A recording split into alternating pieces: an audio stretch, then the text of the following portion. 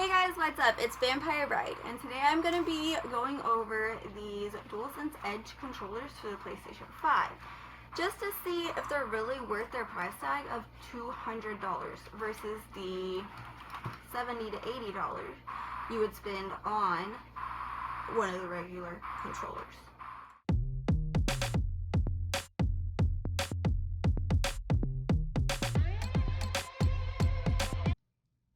These Dualsense Edge controllers feel sturdy. They're packaged neatly.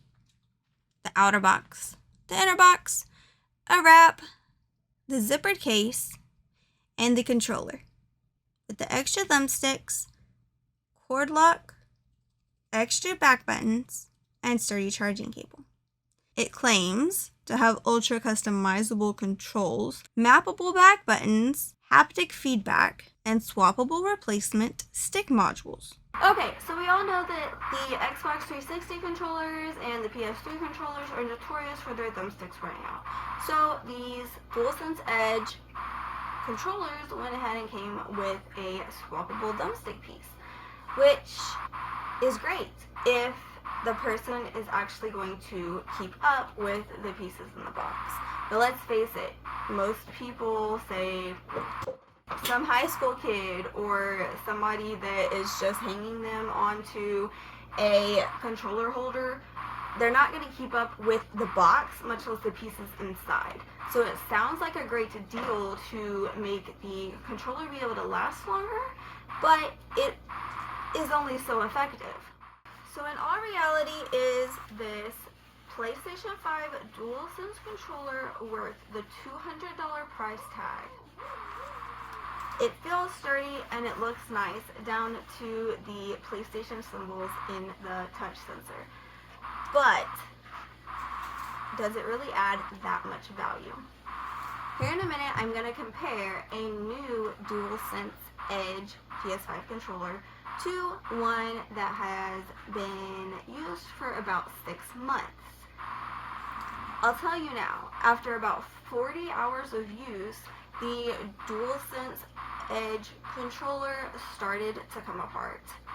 The grips on the back started to detach from the plastic pieces and they were yellowing quite a bit. That's not something you would expect from a controller that's 3 times the price of the rest. Not only that, but the battery life seems to be less efficient.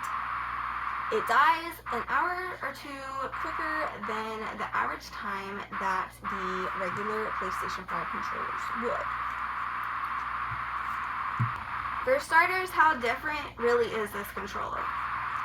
So it does have the interchangeable back sticks and the extra thumbsticks. There's the PS3 size and the taller. But again, that's only useful if you can keep up with all of the pieces. It's a bit heavier than the other controllers, so it feels really sturdy. But honestly, in a longer gaming session, do you really want something heavier in your hand? I prefer something that's lightweight that I'm not going to get tired of messing with. It clicks nicely, it feels sturdy, and it looks sleek. But is that all that you really need in the controller? Let's talk about durability.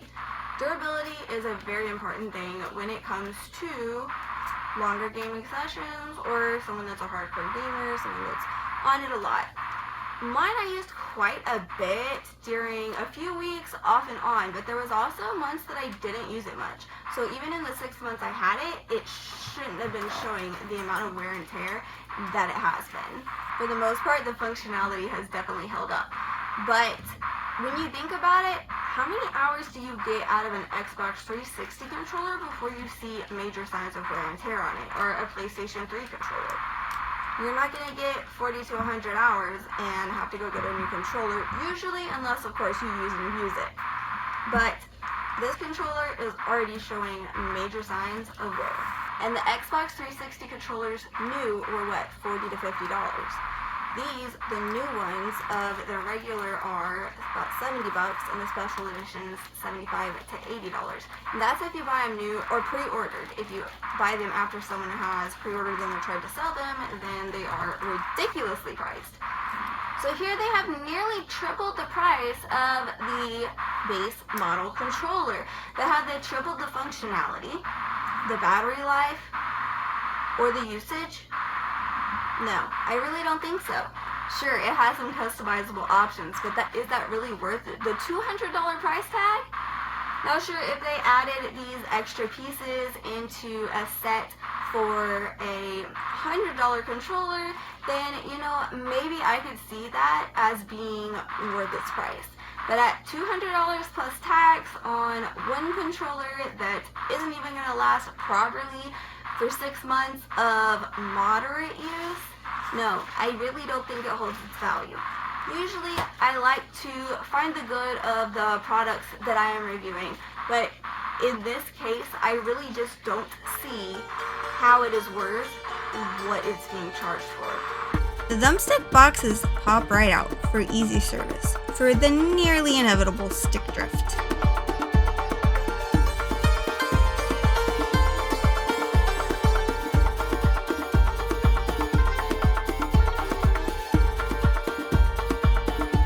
They have the adjustability for the triggers, tunable triggers, the extra left back and right back, and the longer left back and right back hot swap buttons.